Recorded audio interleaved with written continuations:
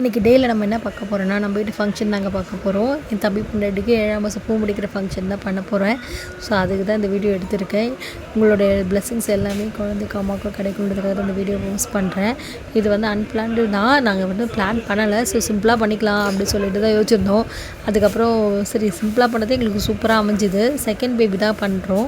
So second பேபிக்கு எதுக்குன்னு நிறைய பேர் சொன்னாங்க. இருந்தாலும் எல்லாமே நம்ம குழந்தை தான், எல்லாருக்கும் அந்த குழந்தைங்களுக்கு பிளெஸ்ஸிங்ஸ் கிடைக்கணும் அப்படின்றதுக்காக நானும் என் தங்கச்சி சேர்ந்து தான் வீட்டோட சிம்பிளாக பண்ணலாம் அப்படின்னு சொல்லிட்டு பண்ணோம். என் தம்பி ஒய்ஃப்க்கும் எல்லாமே பிடிச்சிருந்தது. எல்லாமே சிம்பிளாக அமைஞ்சாலும் அவளுக்கு சூப்பராகவே அமைஞ்சிருச்சு. ஸோ இந்த வீடியோ பார்க்குற யாருக்காவது குழந்தை இல்லைன்னு நினச்சிங்கன்னா எல்லாருமே குழந்தை வர கிடைக்குங்க. எல்லாம் லேட்டாக கிடைக்கும், ஒரு சில சீக்கிரமாக கிடைக்கும், அவ்வளோதான்.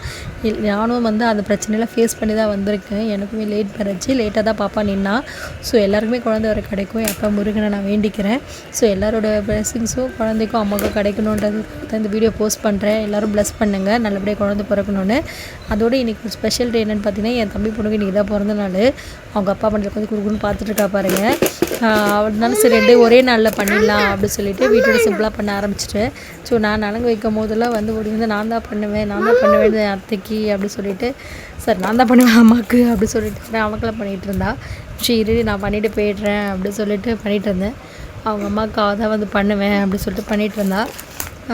இதில் வந்து பார்த்திங்கன்னா அவளுக்கு ரீசெண்ட் டைமில் தான் திருப்பதியில் மொட்டை அடித்தா சாமிக்கு வேண்டிக்கிட்டு. ஸோ ஹேருமே கொஞ்சம் கம்மியாக தான் இருந்தது. என்னடா பண்ணுறதுன்னு யோசிச்சுட்டு இருந்தோம்.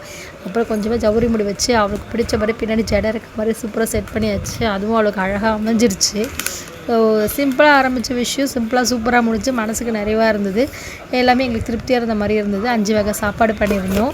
ஸோ அதனால் வீட்டிலே பண்ணியாச்சு. தயிர் சாதம், லெமன் சாதம், புதினா சாதம், பிரிஞ்சி, தக்காளி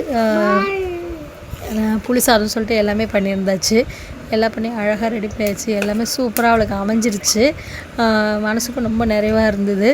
அதெல்லாம் வந்துட்டா பாருங்கள். நான் தான் அப்பாவுக்கு பழிச்சுட்டு அவங்களோட பிளெஸிங்ஸ் எல்லாமே எப்படி அப்படின்னு சொல்லிவிட்டு அவங்க தம்பிக்குன்னு சொல்லிட்டு அவளுக்குமே வந்து அழகாக வளையல்லாம் போட்டு அவங்க அம்மாவுக்கு சாப்பாடெலாம் ஊட்டி விட்டாங்க. பார்க்க சைலண்ட்டாக இருக்கானுங்கிறங்க, சரியான அறந்த வாளுங்க. ஆனால் அவள் பேசுகிறது வந்து வீடியோ ஷூட் பண்ண முடியறதில்ல. அதனால் அது பெருசாக காட்டுறதில்ல. கடைசியாக டிஸ்ட்ரிக் கழிஞ்சிட்டு அவளுக்கு எடுத்த ட்ரெஸ்ஸோ அவளுக்கு கிஃப்ட் பண்ணியாச்சு. கிஃப்ட் பண்ணிவிட்டு நாங்கள் அப்படியே ஈவினிங் பாப்பாவுக்கு கேக் கட் பண்ணுற வேலையில் இறங்கிட்டோம். ஸோ சிம்பிளாக அவளுக்கு வீட்டிலே கேக் கட் பண்ணி எல்லோரும் விஷ் பண்ணிவிட்டு பாப்பாவுக்கும் நீங்களும் பாப்பாவுக்கு பர்த்டே விஷ் பண்ணிவிடுங்க.